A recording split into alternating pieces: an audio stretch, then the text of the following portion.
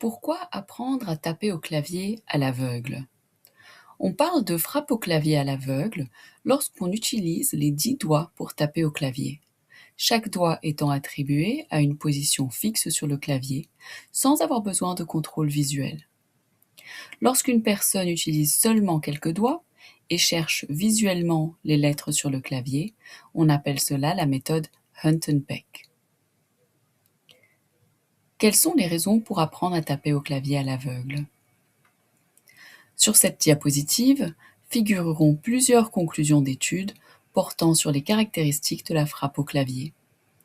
Les conclusions concernent l'influence de la manière de taper sur l'ergonomie, la précision, c'est-à-dire le pourcentage de lettres correctement tapées, et la vitesse.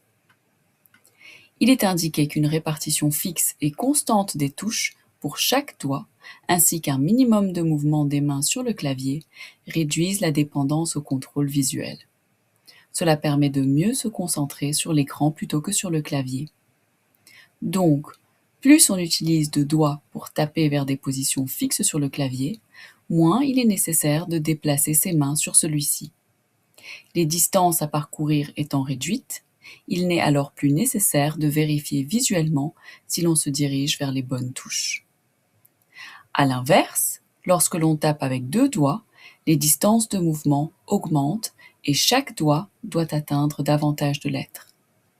Il devient alors nécessaire de regarder le clavier pour savoir où déplacer le doigt.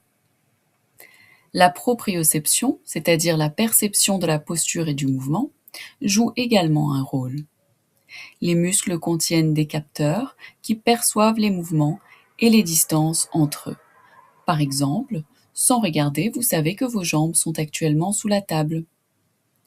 Lorsque les doigts se dirigent toujours vers des positions fixes sur le clavier, cette perception des mouvements et de la posture est bien enregistrée.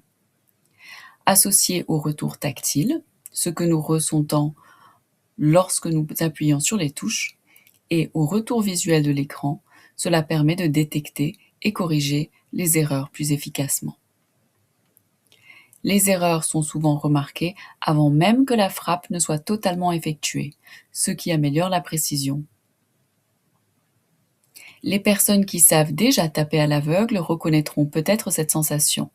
Avant même d'appuyer complètement sur une touche, elles sentent déjà qu'il s'agit de la mauvaise lettre. L'erreur peut alors être corrigée immédiatement.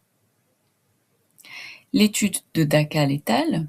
Souligne également que les personnes ne maîtrisant pas la frappe au clavier à l'aveugle corrigent souvent leurs erreurs de manière moins efficace et dépendent davantage du retour visuel, ce qui perturbe la fluidité de la frappe au clavier.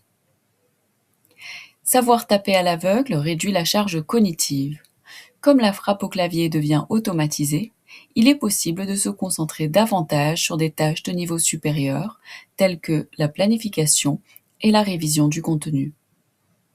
Selon les recherches de Peters, Rieger, Barth et Berninger, cela libère la mémoire de travail pour réfléchir davantage aux textes produits, ce qui améliore la qualité des textes écrits.